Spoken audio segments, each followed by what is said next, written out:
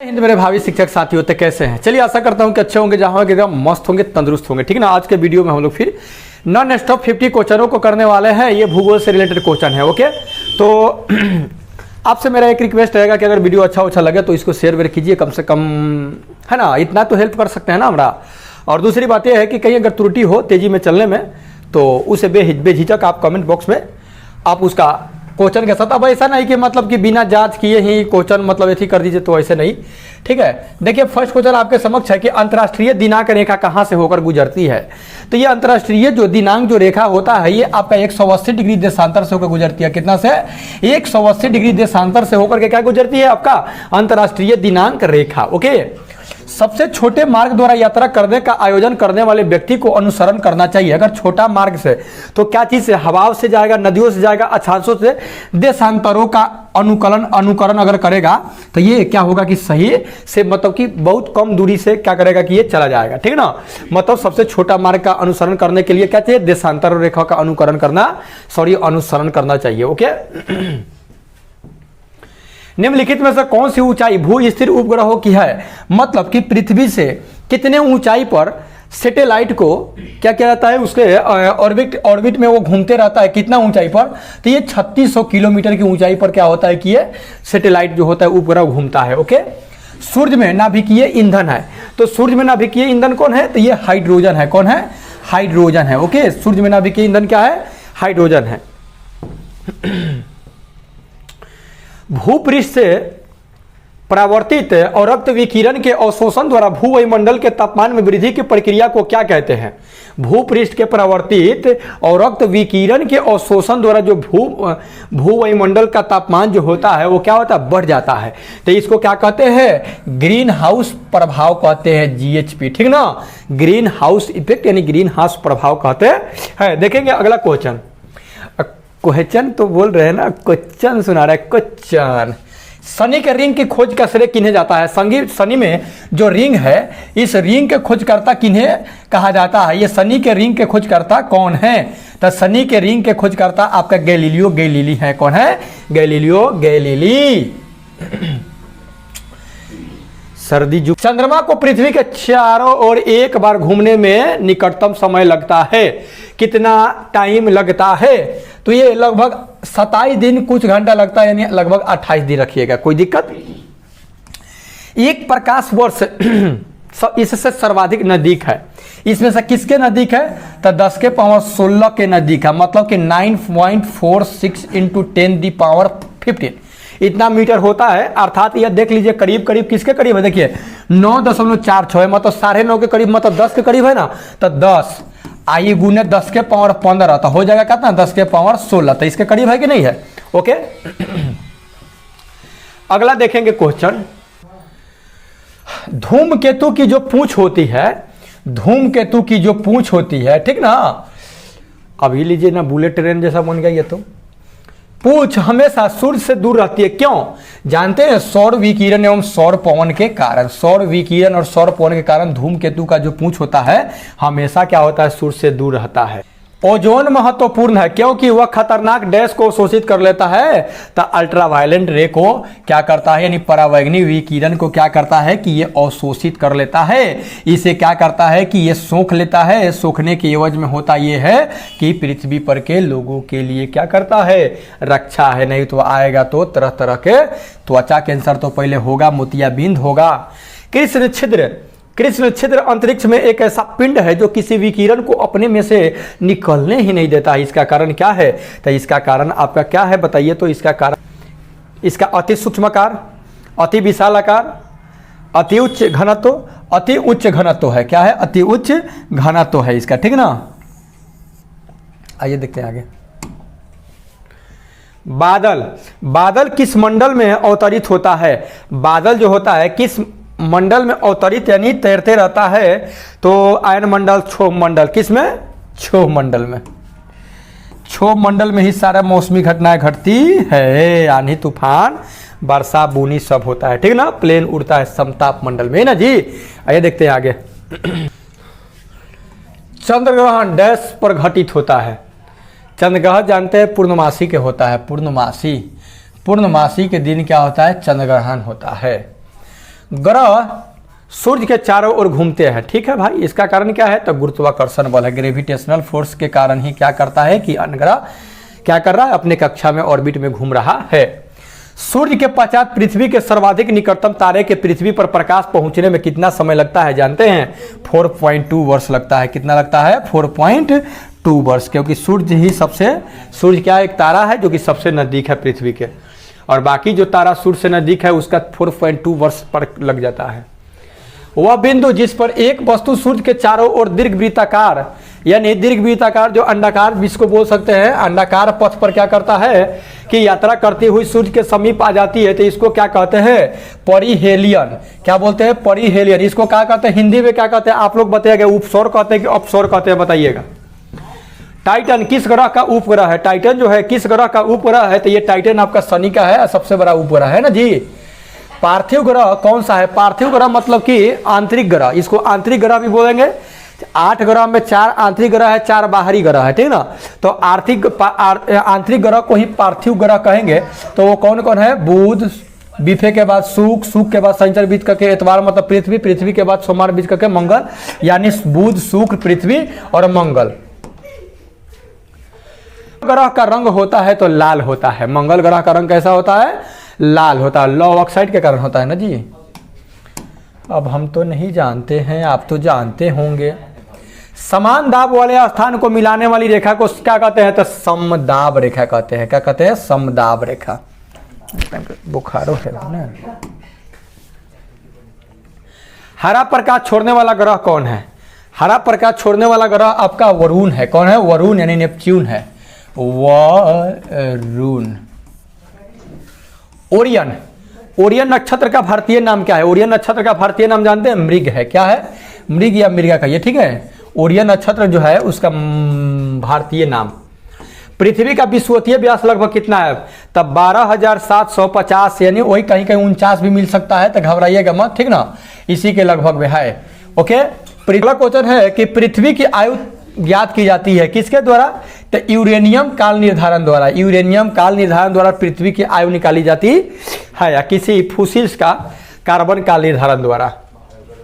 पृथ्वी की सतह से नीचे द्रवीभूत शैल कहलाता है, तो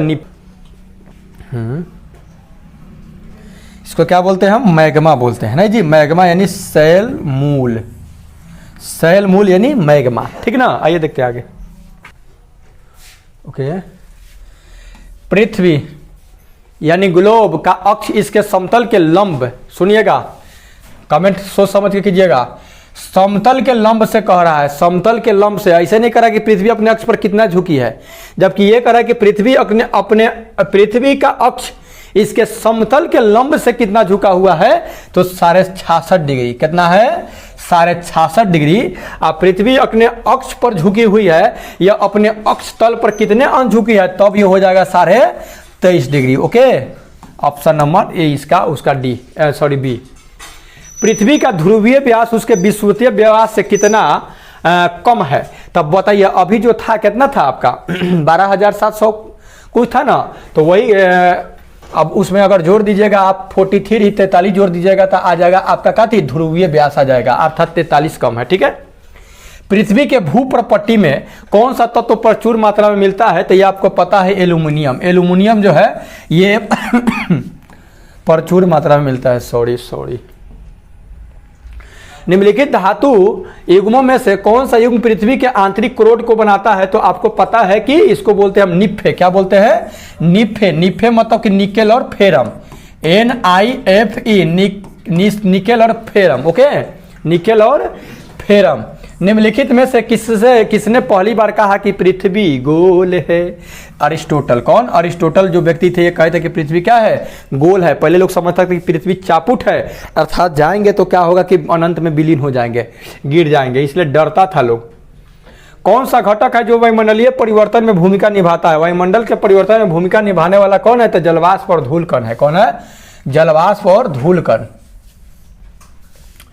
पृथ्वी के क्रस्ट के भीतर की हलचल का अध्ययन किसमें किया जाता है? तब पृथ्वी के क्रस्ट के अंदर हलचल जो होता है उसको प्लेट टेक्टोनिक कहते हैं। टेक्टोनिक्स, प्लेट टेक्टोनिक्स बोलते हैं। ओके। 49वीं 49वीं पैरेलल किन दो देशों के बीच की सीमा रेखा है? तो यूएस है और कनाडा के बीच में है, यूएस और कनाडा के बीच के है। ओके, उत्तर कोरिया और दक्षिण कोरिया का कितना है? कितना है बताइएगा आप लोग जी, हमको नहीं समझता है। पृथ्वी की धुरी क्या है भाई? तो पृथ्वी की धुरी झुकी हुई है। कैसी है? पृथ्वी की धुरी आपका झुकी हुई है। किसी पिंड का भार अधिकतम कहां होता है? तो ध्रुव पर भार जो होता है अधिकतम होता है। सबसे छोटा महाद्वीप कौन है? तो सबसे छोटा महाद्वीप ऑस्ट्रेलिया है, सबसे बड़ा महाद्वीप एशिया है। निम्नलिखित में से कौन सा विश्व का सबसे बड़ा महाद्वीप है? तो ये गया एशिया। एशिया विश्व का सबसे बड़ा महाद्वीप है और छोटा ऑस्ट्रेलिया है। अफ्रीकी देश घाना का पुराना नाम क्या है? तो घाना का पुराना नाम गोल्ड कोस्ट है। क्या है? Gold coast. मेरे घाना अफ्रीकी देश जो घाना है उसका पुराना नाम, घाना का पुराना नाम गोल्ड कोस्ट है। जिम्बाब्वे को पहले जाना जाता था, जिम्बाब्वे को पहले जानते कथी से? रोडेशिया से जाना जाता था, रोडेशिया। रोडेशिया अब हो गया है जिम्बाब्वे। ओके, आइए देखते हैं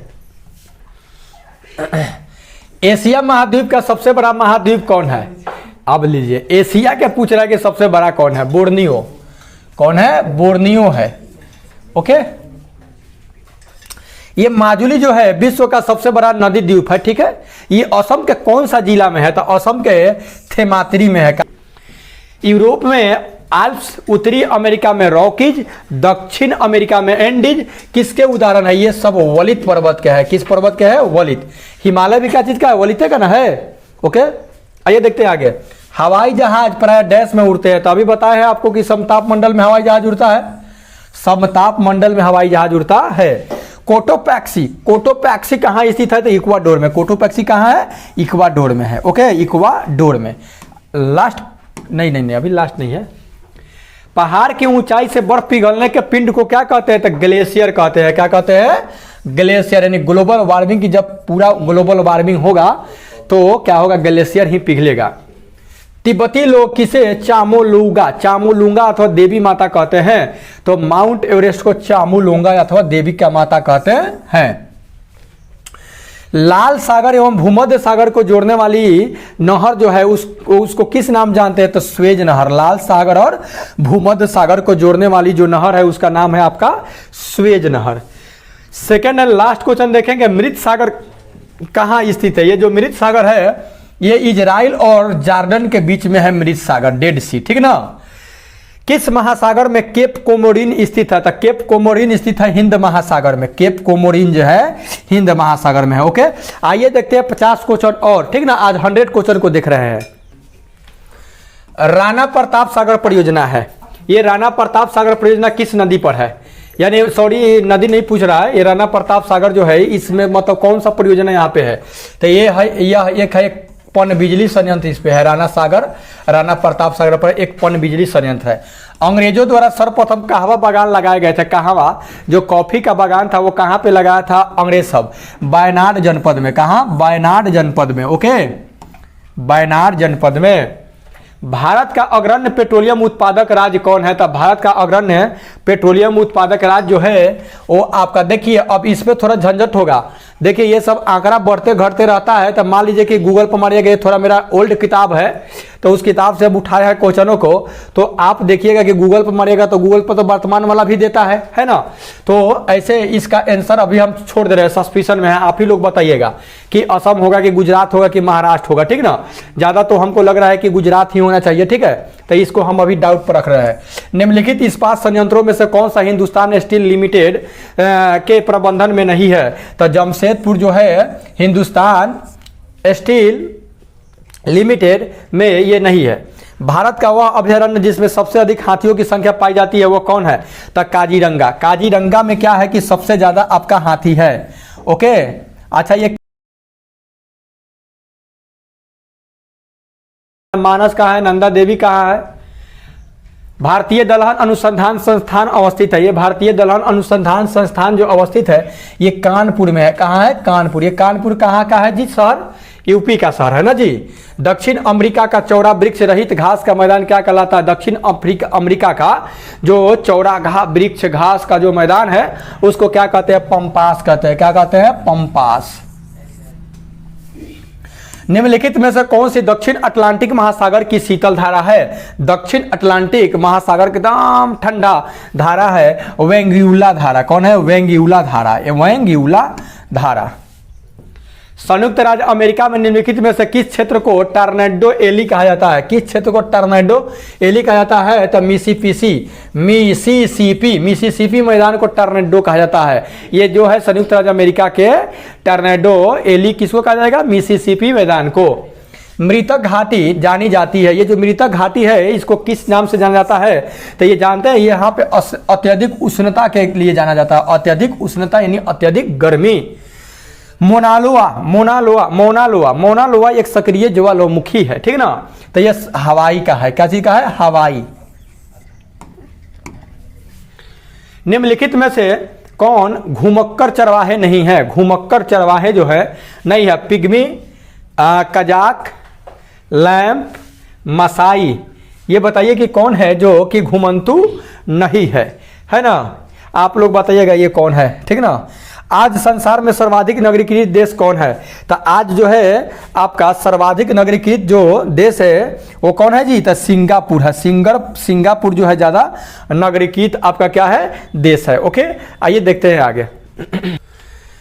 10 डिग्री चैनल पृथक करता है किसको? 10 डिग्री चैनल अंडमान निकोबार द्वीप समूह को 10 डिग्री चैनल अलग करता है। अंडमान निकोबार द्वीप समूह को 10 डिग्री चैनल जो है अलग करता है। क्वेश्चन ऐसे पूछेगा कि अंडमान निकोबार द्वीप समूह को कौन अलग करता है? तो 10 डिग्री चैनल। दक्षिण भारत की सबसे ऊंची चोटी कौन है? दक्षिण भारत की, तो दक्षिण भारत की कौन है जी? अनाईमुर्री है। अनाईमुर्री मानव जनित पर्यावरणीय प्रदूषक कहलाते हैं। प्रतिजैविक थोड़ी होता है, परजैविक कहलाएगा। मानव जनित जो पर्यावरण का प्रदूषण होगा उसको परजैविक कहेंगे। क्या कहेंगे? परजैविक। विश्व की हरितगृह गैसों में भारत का अधिभाग कितना है?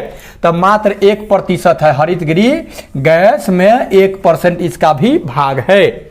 हरितगृह गैस कौन है भाई? तो CO2 है। कौन है? Carbon dioxide. ये तो पृथ्वी पर सूर्य के किरण को आने देती है लेकिन पकड़ के चादर की तरह काम करती है, इसको जाने नहीं देती है, जिसके कारण क्या होता है? पृथ्वी का तल सूर्य के डूब जाने का बाद भी गर्म रहता है। निम्नलिखित वृक्षों में से कौन सा वृक्ष पर्यावरणीय संकट माना जाता है? बबूल है, अमलतास है, नीम है, यूकेलिप्टस है। यूकेलिप्ट जो है ना ये पर्यावरण बने, इसको संकट माना जाता है यूकेलिप्टस को। ये इसका हवा, इसका जो होता है ना आबो हवा, ये अच्छा नहीं रहता है। इसको घर पे तो लोग लगाता नहीं है यूकेलिप्टस को। भारत में सोयाबीन का अग्रणी उत्पादक कौन है? तो सोयाबीन कहाँ पे है ज्यादा? मध्य प्रदेश में है ना। सोयाबीन मध्य प्रदेश में ज्यादा है। कपास महाराष्ट्र में ज्यादा है। एक जनजाति जो सरहुल त्योहार मनाती है वह है, तो सरहुल त्योहार कौन मनाती है? संथाल मनाती है ना सरहुल त्योहार। अच्छा, सरहुल त्योहार कहाँ का है जी? सरहुल त्योहार कहाँ मनाया जाता है? बिहू तो असम का है, सरहुल बताइएगा। कौन सी जनजाति दीपावली को शोक का त्योहार मनाती है? अरे तोरी की रे, कौन सी जो जनजाति है दीपावली को शोक के रूप में मनाती है?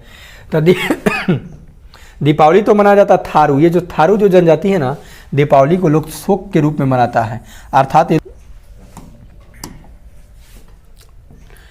निम्नलिखित भारतीय द्वीपों में से कौन सा द्वीप भारत और श्रीलंका के मध्य है? भारत और श्रीलंका के बीच का है रामेश्वरम है। कौन है? रामेश्वरम जो टापू है, द्वीप, ये है भारत और श्रीलंका के बीच में है। सबसे अधिक ऊंचाई पर स्थित दूरबीन वेधशाला है। सबसे ऊंचाई पर स्थित रखा हुआ दूरबीन वेधशाला कहाँ है? तो ये आपका भारत में है। कहाँ है? ये आपका कहाँ है जी? भारत में है। ओके, अगला देखेंगे। निम्नलिखित, चलिए लगा दे रहे, टिक लगा दे रहे, कारण आप लोग टिक नहीं लगाते तो याद नहीं होता है। निम्नलिखित भारतीय नदियों में से कौन एस्चुअरी बनाती है? एस्चुअरी बनाने वाली कौन है? तो ताप्ती नदी है। ओके, इसमें ताप्ती नदी है। और कौन है? 3 गो नदी बनाती है ना एस्चुअरी। एस्चुअरी समझते हैं ना, जहां पे नदियां मीठे जल खारा जल के साथ जाकर क्या करती है? मिलती है ना। उत्तर प्रदेश एवं मध्य प्रदेश राज्यों में संयुक्त राज्य घाट नदी घाटी परियोजना लागू की गई। ये बेतवा नदी पर, किस नदी पर? बेतवा नदी पर आपका क्या की गई कि संयुक्त रूप से राजघाट नदी घाटी परियोजना शुरू की गई। करक यूपी और एमपी के बीच में, यूपी और एमपी के बीच में। भारत के किस राज्य में सर्वाधिक सिंचाई नलकूपों से होती है? नलकूप से सबसे ज्यादा सिंचाई करने वाला राज्य है वो आपका कौन है? उत्तर प्रदेश है। क्या है? उत्तर प्रदेश है। नलकूप से ज्यादा सिंचाई करने वाला राज्य उत्तर प्रदेश है। ओके, ये देखते हैं आगे। ओके, भारत के किस राज्य में मानसून का आगमन सबसे पहले होता है? तो सबसे पहले केरल में होता है, सबसे पहले केरल में आता है, उसके बाद बाकी में आता है। निम्नलिखित में से कौन सा अनुषंगी नगर है? अनुषंगी, ये अनुषंगी नगर जो है ना गाजियाबाद है। कौन है? गाजियाबाद। किम्बरले प्रसिद्ध है। तो किम्बरले किसके लिए? हीरा के खनन के लिए। हीरा का खान है किम्बरले में, ठीक ना। तो किम्बरले हीरा का खान है, हीरा निकलता है। सिलवासा, सिलवासा राजधानी है, किसका राजधानी है? ये दादर और नागर हवेली का राजधानी कहाँ है? सिलवासा। दमन और दीव का कहाँ है? निम्नलिखित में से कौन सा भारत में वाणिज्यिक ऊर्जा का प्रधान स्रोत है? वाणिज्यिक ऊर्जा का प्रधान स्रोत कौन है? ये आपका है कोयला है। कौन है? कोयला है। कमर्शियल जो है ये कोयला है। विश्व के वन्य जीव, विश्व के वन्य जीव का भारत में पाया जाता है कितना प्रतिशत? पूरे विश्व में जो वन्य जीव है उसका कितना प्रतिशत भारत में पाया जाता है? बताइए तो आप लोग कितना? 5, 2, 4 कितना है बताइएगा। हाल ही में केंद्रीय सरकार ने जिसे राष्ट्रीय नदी का दर्जा देने की घोषणा की है वह कौन सी नदी है भाई? तो गंगा नदी। तो ये बहुत देखे पहले ही सेट है कि नहीं क्वेश्चन, इसलिए थोड़ा बहुत एक आध इधर उधर हो जाता है वर्तमान के स्वरूप में देखने पर। तो समक्ष है कि वह स्थान जहां केंद्रीय शुष्क भूमि खेती अनुसंधान संस्थान विद्यमान है वो कहाँ है? तो ये हैदराबाद में है। ये कहाँ है जी? हैदराबाद में। निम्नलिखित राज्य समूहों में वह कौन सा राज्य है जहां यात्री रेल डिब्बों का बड़ी मात्रा में निर्माण होता है? यात्री रेल डिब्बों का तो पंजाब और तमिलनाडु में। कहाँ? पंजाब और तमिलनाडु में जो है आपका यात्री रेल का डिब्बा बनता है। दामोदर जिसकी सहायक नदी है वह है, तो दामोदर की सहायक नदी कौन है? हुगली। कौन है? हुगली। आपको पता है कि जो ब्रिज है, कौन ब्रिज है जी? कोलकाता में उस ब्रिज का नाम क्या है? हावड़ा ब्रिज। ये हावड़ा ब्रिज किस नदी पर है? हुगली नदी पर है ना जी। विश्व में पहला परमाणु बिजली घर कहाँ स्थापित किया गया था? तो ये था आपका रूस में। कहाँ? रूस में। निम्नलिखित सागरों में से किस एक का जल सबसे अधिक खारा है? तो सबसे अधिक खारा जो है इतना में ये जो दिया है तो नाम है मृत सागर का, ठीक ना। जाता है विश्व जनसंख्या दिवस 11 जुलाई को। 11 जुलाई को। निम्नलिखित में से कौन सा वृक्ष समुद्र तल से सर्वाधिक ऊंचाई पर पाया जाता है? कौन सा वृक्ष जो है समुद्र तल से ज्यादा ऊंचाई पर पाया जाता है? ये देखते हैं उसको। देवदार। ये जो देवदार जो वृक्ष है ना ये समुद्र तल से काफी ऊंचाई पर पाया जाता है। चीड़ आप जानते हैं ना कि बहुत ज्यादा दिन तक ले जीता है, 1000 वर्षों तक। निम्नलिखित भाषाओं में सुनामी शब्द किस भाषा से संबंधित है? सुनामी जो शब्द है ये जापानी है। जापानी में ना सबसे ज्यादा सुनामी आता है। शून्य अंश अक्षांश तथा शून्य अंश देशांतर अवस्थित है अटलांटिक महासागर में। कहाँ? अटलांटिक महासागर में 0 डिग्री और अक्षांश और 0 डिग्री देशांतर है। 0 डिग्री अक्षांश और 0 डिग्री देशांतर। संचार उपग्रह वायुमंडल के किस स्तर में अवस्थित किए जाते हैं? आ गया 36,000 किलोमीटर पर होता है। तो कहाँ हो? जिस उत्पाद के लिए जाना जाता है वह कौन है? तो लौह अयस्क है। मेसाबी रेंज लौह अयस्क के लिए है। निम्नलिखित में से कौन सा धूम्रनगर के नाम से जाना जाता है? तो धूम्रनगर के नाम से जाने जाने वाला देखिए ना जी, देश की नहीं ये शहर की बात कर रहा है, शिकागो। एंडीज पर्वत श्रेणी निम्नलिखित में से किस महाद्वीप में स्थित है? तो एंडीज दक्षिण अमेरिका में है। कहाँ है? एंडीज जो है कहाँ है जी? दक्षिण अमेरिका में ना है, दक्षिण अमेरिका। निम्नलिखित में से कौन सा रूपांतरित चट्टानों का उदाहरण नहीं है?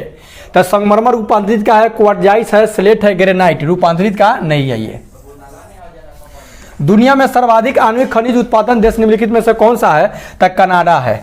कनाडा जो है खनिज उत्पादन में एक आगे है दुनिया के आणविक खनिज में। कोयला एक उदाहरण है। आग्नेय शैल का, रूपांतरित शैल का, उपयुक्त सभी का, परतदार चट्टान का क्या है? कोयला एक उदाहरण है। किस नगर को निषिद्ध नगर कहा जाता है? किस नगर को निषिद्ध नगर कहा जाता है? लहासा। लहासा को निषिद्ध नगर कहा जाता है, ठीक ना। निषिद्ध मतलब क्या होता है? निषिद्ध, निषिद्ध का मतलब जो नगर है निषिद्ध मतलब निषेध किया हुआ, खारिज किया हुआ। आपका बीजिंग है, किसको बोलते हैं, बीजिंग को बोलते हैं। बीजिंग किसकी राजधानी है, चीन की राजधानी है, ठीक ना। उसको निषिद्ध नगर कहा जाता है और उसी के जगह पर यहाँ पे आपको लहासा दिया हुआ है, ठीक है। इसको देख लीजिए, कन्फर्म कर लीजिएगा। मिलते हैं नेक्स्ट वीडियो में, तब तक इजाजत, तक करें, गुड बाय, ओके।